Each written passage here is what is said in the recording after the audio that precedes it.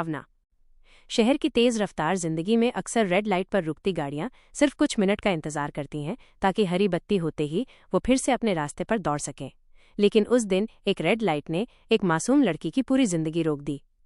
ये कहानी है एक ऐसे सन की आशिक की जिसने प्यार और नफरत के बीच अपनी इंसानियत खो दी और मोहब्बत को जलाकर खाक कर दिया। ये कहानी है एक खामोश चीख की जो आज भी उस रेड लाइट पर गूंजती है।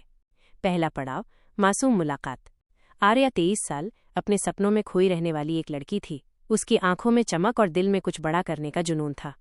घर में वो अपने माता पिता की इकलौती बेटी थी और उनके लिए वो सिर्फ बेटी नहीं बल्कि उनकी दुनिया थी। उसके पिता ने उसे डॉक्टर बनाने का सपना देखा था और आर्या भी उसी राह पर पूरे मन से चल रही थी। वो सुबह जल्दी उठकर कॉलेज जाती, फिर लाइब्रेरी में घंटों पढ़ाई करती और शाम को खुद को फिट रखने के लिए जिम जाती। उसकी जिंदगी की लय बिल्कुल व्यवस्थित थी।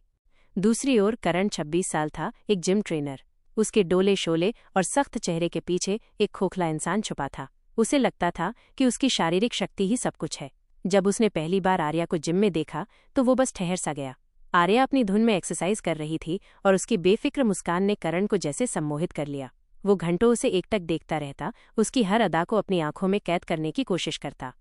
करण अपने दोस्तों से कहता, तुम्हें पता है, उसकी एक स्माइल मेरी दुनिया बदल सकती है। लेकिन वो ये बात कभी आर्या से कह नहीं पाया। वो डरता था कि अगर उसने ये बात कही तो शायद आर्या उसे घमंडी समझेगी। पर डर की आड़ में असल में उसका अहंकार छुपा था। उसे ये पता था कि वो आर्या को अपनी बनाना चाहता है, लेकिन किस तरह से ये उसे समझ नहीं आ रहा था। धीरे धीरे करण ने आर्या के करीब जाने के बहाने ढूंढे। वो उसे सही एक्सरसाइज करने की टिप्स देता, कभी कभी पानी की बोतल पकड़ा देता। आर्या के सीधे और सरल स्वभाव की वजह से उसे करण की मदद अच्छी लगती थी और वो उसकी हर बात को विनम्रता से सुनती थी। कुछ ही हफ्तों में उनकी दोस्ती हो गई। दोस्ती कब मोहब्बत में बदल गई उन्हें पता ही नहीं चला। आर्या को लगता था कि करण का प्यार बहुत गहरा और सच्चा है, क्योंकि वो उसकी हर बात मानता था। वो उसके सपनों को समझने की कोशिश करता था और उसे हर कदम पर सपोर्ट करता था। लेकिन करण का प्यार कभी सच्चा नहीं था। वो जुनून था, एक तरह का अधिकार। दूसरा पड़ाव, रिश्ते में दरार। करीब 1 साल साथ रहने के बाद आर्या को एहसास होने लगा कि करण का प्यार प्यार नहीं बल्कि एक कैद खाना है। ये एहसास उसे धीरे धीरे हुआ, जैसे जहर धीरे धीरे शरीर में फैलता है। पहले तो करण का हर छोटी बात पर पूछना उसे अच्छा लगता था। तुम कहाँ हो, क्या कर रही हो, किसके साथ हो? लेकिन जल्द ही ये सवाल शक में बदलने लगे। अगर आर्या किसी दोस्त के साथ बाहर जाती तो करण घंटों उसे फोन करता, तुम मुझसे छुपकर क्यों गई हो? मुझे तुम्हारा झूठ सुनना अच्छा नहीं लगता। अगर आर्या का फोन किसी वजह से नहीं लगता तो वो परेशान होकर उसे धमकी देता, अगर तुमने फिर से मेरा फोन नहीं उठाया तो मैं तुम्हारे कॉलेज आ जाऊंगा। आर्या को अब हर वक्त लोकेशन बतानी पड़ती, हर फोन कॉल पर शक किया जाता। उसके दोस्तों से मिलने पर करण को गुस्सा आता, खासकर अगर वो दोस्त लड़के हों तो। करण का चेहरा लाल हो जाता और उसकी आवाज सख्त हो जाती, तुम क्यों मिल रही हो उनसे? क्या मैं तुम्हारे लिए काफी नहीं हूं? एक दिन आर्या ने थककर करण से कहा, करण, प्यार में भरोसा जरूरी होता है, ये कैदखाना क्यों बना दिया तुमने? मुझे हर पल लगता है कि मैं अपनी जिंदगी अपनी मर्जी से जी नहीं सकती। लेकिन करण के लिए प्यार का मतलब था, या तो तुम सिर्फ मेरी हो या फिर किसी की नहीं। ये लाइन वो अक्सर गुस्से में कहता। आर्या ने उसे समझाने की बहुत कोशिश की। उसने बताया कि सच्चा प्यार तो आज़ादी देता है, एक दूसरे को बढ़ने का मौका देता है, न कि एक दूसरे को जकड़ता है। लेकिन करण उसकी बात समझ नहीं पाया। उसका दिमाग जुनून की आग से जल रहा था। उसके लिए आर्या सिर्फ उसकी थी। उसका सोचना, उसका खाना, उसका पीना, उसका उठना बैठना, सब कुछ करण की मर्जी के मुताबिक होना चाहिए था। धीरे धीरे आर्या ने उससे दूरी बनानी शुरू कर दी। उसने फोन उठाना कम कर दिया, मैसेज का जवाब देना बंद कर दिया। उसे अब डर लगने लगा था। करण की आंखों में पहले जो प्यार की चमक थी वो अब एक भयानक चमक में बदल गई थी। तीसरा पड़ाव, सनक की शुरुआत। एक दिन आर्या ने सारी हिम्मत जुटाकर करण को फोन किया। उसने साफ और सीधे शब्दों में कहा, करण, हमारा रिश्ता यहीं खत्म। मैं अब आगे बढ़ना चाहती हूँ। मैं अपनी पढ़ाई पर ध्यान देना चाहती हूँ। ये सुनकर करण अंदर से टूट गया, लेकिन टूटे दिल ने उसे सुधरने की जगह और ज्यादा सनकी बना दिया। उसके दिमाग में एक ही बात घूम रही थी, अगर वो मेरी नहीं हो सकती तो किसी की नहीं होगी। उसने आर्या का पीछा करना शुरू कर दिया। कभी वो कॉलेज के बाहर घंटों खड़ा रहता, कभी आर्या के घर के बाहर अपनी गाड़ी में बैठा रहता। आर्या को ये देखकर बहुत डर लगता था। वो रात में ठीक से सो नहीं पाती थी। उसे हर पल लगता कि कोई उसका पीछा कर रहा है। उसकी आंखों में अब प्यार नहीं, जलन और पागलपन था। वो नफरत की आग में जल रहा था। उसका प्यार अब एक खौफनाक जुनून बन चुका था। आर्या ने अपने माता पिता को बताया। उन्होंने पुलिस में जाने का सुझाव दिया, लेकिन आर्या ने उन्हें ये कहकर मना कर दिया कि शायद करण खुद ही समझ जाएगा। उसे उम्मीद थी कि करण की सनक कुछ दिन में खत्म हो जाएगी, पर उसे नहीं पता था कि ये सनक एक भयानक रूप लेने वाली थी। चौथा पड़ाव, रेड लाइट पर मौत का जाल। उस दिन 2 सितंबर की शाम थी। आर्या अपने दोस्तों के साथ कार में बैठी थी। वे मार्केट जा रहे थे। कार में तेज आवाज में गाने चल रहे थे। सब लोग हंसी ठिठोली कर रहे थे। आर्या उस पल में सारी चिंताएं भूलकर खुलकर हंस रही थी। शाम का समय था, ट्रैफिक भारी था। शहर की सभी सड़कों पर गाड़ियां रेंग रही थीं। एक बड़ी रेड लाइट पर सभी गाड़ियां रुक गईं।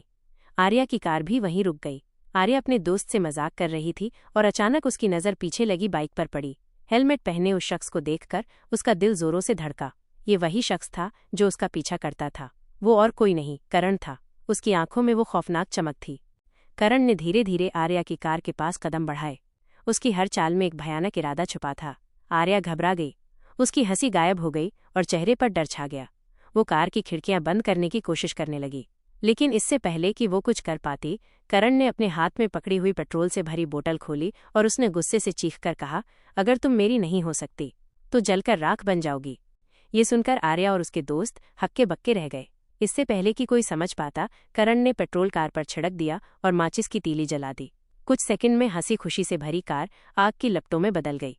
5वां पड़ाव, चीखों से गूंजती सड़क। आग की लपटें इतनी तेज थीं कि कोई पास भी नहीं जा सका। लोगों ने बचाने की कोशिश की। कुछ लोग चिल्ला रहे थे, बचाओ, जल्दी पानी लाओ। कुछ लोग आग बुझाने वाले सिलेंडर ढूंढ रहे थे, लेकिन सब कुछ बहुत तेजी से हुआ। कार की खिड़कियां बंद थीं।